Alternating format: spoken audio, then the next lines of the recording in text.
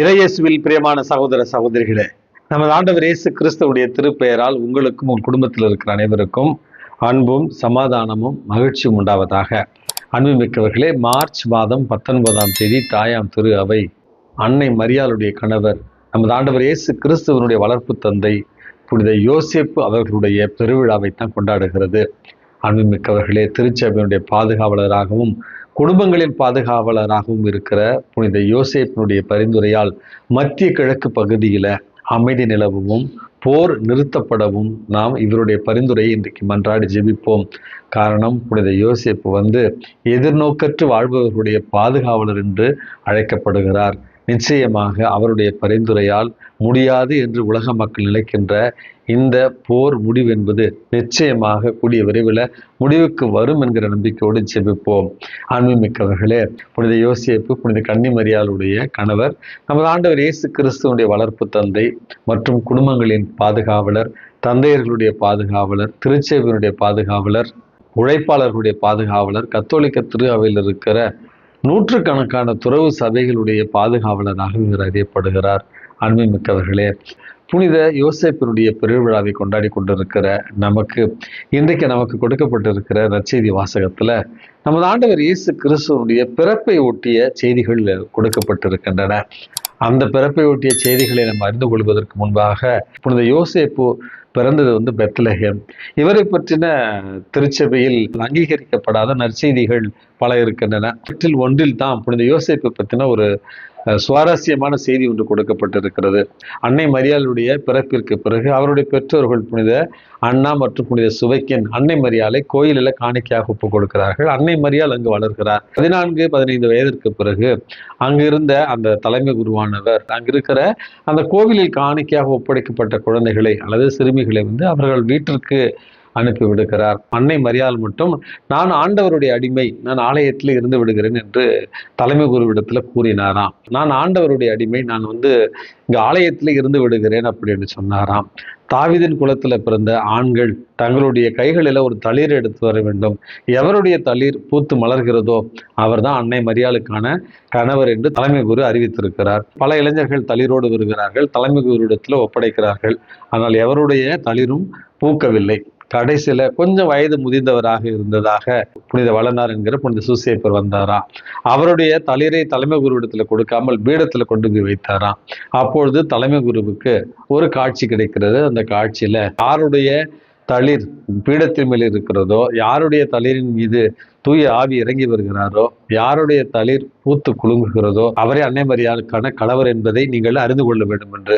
அன்புமிக்கவர்களே, புனித யோசேப்பினுடைய தளிர் பீடத்தில் வைக்கப்பட்ட சில நேரத்திலேயே பூத்து குலுங்கியதாகவும் தூய ஆவியானவர் புறாவடிவில் இறங்கி வந்ததாகவும் அப்பொழுதே தலைமை குரு அன்னை மரியாளுக்கான கணவர் புனித யோசேப்பு என்று தான் அறிவித்தாராம். அன்புமிக்கவர்களே, அதற்கு பிறகு அன்னை மரியாள் நாசரேத்துக்கும் புனித யோசேப்பு பெத்லஹேமுக்கும் சென்றதாகவும் பிறகு மனம் ஒப்பந்தம் அவர்களுக்கு செய்யப்பட்டதாகவும் தான் நம்ம அந்த அங்கீகரிக்கப்படாத அந்த நற்செய்தியில வாசிக்கிறோம்.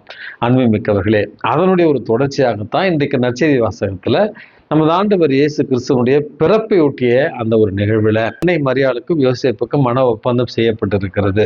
ஆனால் அவர் திருமணத்திற்கு முன்பு கருவுற்றிருப்பதாக யோசேப்புக்கு தெரிய வருகிறது.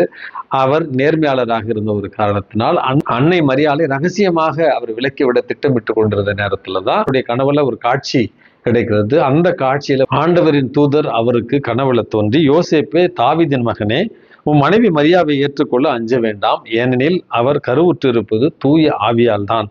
அவர் ஒரு மகனை பெற்றெடுப்பார். அவருக்கு இயேசு என பெயரிடுவீர்.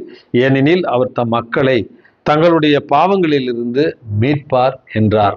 புனித யோசேப்பு விழித்தெழுந்து வானதூது தனக்கு அறிவித்தபடியே அன்னை மரியாளை ஏற்றுக்கொண்டார் என்று தான் நற்செய்தி வாசகம் இன்றைக்கு நிறைவுறுகிறது. அன்புமிக்கவர்களே, புனித யோசேப்பு இவரிடமிருந்து நம்ம கற்றுக்கொள்ள வேண்டிய பாடங்கள் 3ஆக நான் கருதுகிறேன். முதலாவது, அன்புமிக்கவர்களே, புனித யோசேப்பினுடைய கீழ்ப்படிதல். ஆண்டவருடைய அந்த திட்டத்திற்கு தன்னையே முழுவதுமாக ஒப்புக் கொடுத்த அன்னை மரியாள் எப்படி ஆமேன் என்று ஆண்டவருடைய அடிமை என்று தன்னை ஒப்புக் கொடுத்தாலோ அதே போல புனித யோசேப்பு தன்னுடைய வார்த்தைகளால் அதை அவர் சொல்லவில்லை, மாறாக தன்னுடைய வாழ்வால் இறைவனுடைய சித்தத்திற்கு கீழ்ப்படுகிறார். வானதூதர் கனவுல அவருக்கு அறிவுறுத்தபடியே அன்னை மரியாளை அவர் ஏற்றுக்கொண்டார். அதற்கு பிறகு விவிலியத்தில் எந்த இடத்திலும் புனித யோசேப்பு இந்த நிகழ்வை பற்றியோ அல்லது இறைவனுடைய திட்டத்தை பற்றியோ சந்தேகித்ததாக எந்த இடத்திலும் பார்ப்பதில்லை, படிப்பதில்லை. அன்புமிக்கவர்களே, இயேசுனுடைய பாடுகளுக்கு முன்னும் புனித யோசேப்பு இறைவனடி சேர்ந்தார் என்று தான் அங்கீகரிக்கப்படாத நற்செய்திகளில் இருந்து நம்ம வாசிக்கிறோம். ஆகவே புனித யோசேப்பு நமக்கு கற்றுத்தருகிற முதல் அழகான புண்ணியம் என்பது கீழ்ப்படிதல். இறைவனுடைய திட்டங்களுக்கும் இறைவனுடைய சித்தத்திற்கும் கீழ்ப்படிந்து வாழ்ந்தால் இறைவன் நம்மை உயர்த்துவார் என்பதுதான் முதல் செய்தி. இரண்டாவது ஒரு செய்தியாக புனித யோசேப்பிடமிருந்து நம்ம கற்றுக்கொள்ள வேண்டியது அவருடைய தாழ்ச்சி. அன்புமிக்கவர்களே, அன்னை மரியாளை அவர் விலக்கிவிட திட்டமிட்டாலும் அந்த அன்னை மரியாளை இவர் நேர்மையாளராக இருந்ததால் அவர் மறைவாக விலக்கிவிட திட்டமிட்டார் என்றும், அதே நேரத்தில் அன்னை மரியாளை அவமானத்திற்கு உட்படுத்த வேண்டாம் என்றும் நினைத்த அந்த புனித யோசேப்பு தான் இன்றைக்கு தாழ்ச்சியின் அடையாளமாக இருக்கிறார். இயேசுவினுடைய ஒரு வளர்ப்பு தந்தையாக இருந்து விவிலியத்துல அமைதியின் புனிதராக, அமைதியின் தூதுவராகத்தான் அவர் வாழ்ந்திருக்கிறார். திரு விவிலியத்துல அல்லது நற்செய்திகளில யோசேப்பு பேசியதாக எந்த இடத்திலுமே நம்ம வாசிப்பது கிடையாது. காரணம், தாட்சி என்பது புனிதத்தினுடைய முதல் அடையாளம் என்பதை இன்றைக்கு நமக்கு உணர்த்தும் விதமாகத்தான் தூய யோசேப்பு தாட்சியின் அடையாளமாக இருக்கிறார். இதுதான் அவரிடமிருந்து நம்ம கற்றுக்கொள்ள வேண்டிய இரண்டாவது அழகான புண்ணியம் இந்த ஒரு விழா நாளில். மூன்றாவது, புனித யோசேப்பிடமிருந்து நம்ம கற்றுக்கொள்ள வேண்டிய அழகான ஒரு பாடம் என்பது அவருடைய பிரமாணிக்கமான ஒரு வாழ்வு, அதே நேரத்தில் அவருடைய பொறுப்புணர்வு மிக்க ஒரு வாழ்வு. எதற்காக இந்த இரண்டு வார்த்தைகளை பயன்படுத்துகிறேன் என்று நீங்கள் யோசிக்கலாம். அன்புமிக்கவர்களே, அவருடைய பிரமாணிக்கமான வாழ்வு அன்னை மரியாளுக்கு ஒரு நல்ல கணவராகவும், நமது ஆண்டவர் இயேசு கிறிஸ்துவுக்கு ஒரு நல்ல தந்தையாகவும் அவர் வாழ்ந்திருக்கிறார் என்பதைத்தான் அவருடைய வாழ்க்கையிலிருந்து நம்ம கற்றுக்கொள்ள வேண்டிய பாடம். அன்னை மரியாளுக்கு ஒரு நல்ல கணவராக இருந்தார், இயேசுவினுடைய நல்ல வளர்ப்பு தந்தையாக அவர் வாழ்ந்தார் என்று சொல்லுகிற நேரத்தில் அன்னை மரியாளுக்கு ஒரு தகுந்த புகலிடமாக, தகுந்த ஒரு ஆறுதலாக, பாதுகாப்பாளனாகத்தான் இருந்திருக்கிறார் புனித யோசேப்பு. இயேசுவை 30 ஆண்டுகள் அன்புமிக்கவர்களே நல்ல ஒரு தந்தையாக, பொறுப்பு மிக்க ஒரு தந்தையாக, உறுதிமிக்க ஒரு தந்தையாக, கண்டிப்பு நிறைந்த ஒரு தந்தையாக, அதே நேரத்தில் இந்த உலகத்தின் மீட்பரை பாதுகாக்கிற, பராமரிக்கிற அந்த ஒரு பொறுப்புல பிரமாணிக்கமுள்ள ஒரு கணவராகவும் தந்தையாகவும், பொறுப்பு மிக்க ஒரு நல்ல தந்தையாகவும் கணவராகவும் தான் புனித யோசேப்பு வாழ்ந்திருக்கிறார்.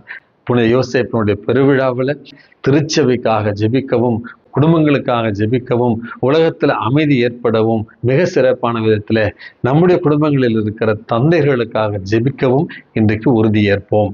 எல்லாம் வல்ல இறைவன் தந்தை, மகன், தூய ஆவி உங்களையும் உங்கள் குடும்பத்தில் இருக்கிற அனைவரையும் நிறைவாக ஆசிர்வதித்து பாதுகாத்து வழி நடத்துவாராக. ஆமேன்.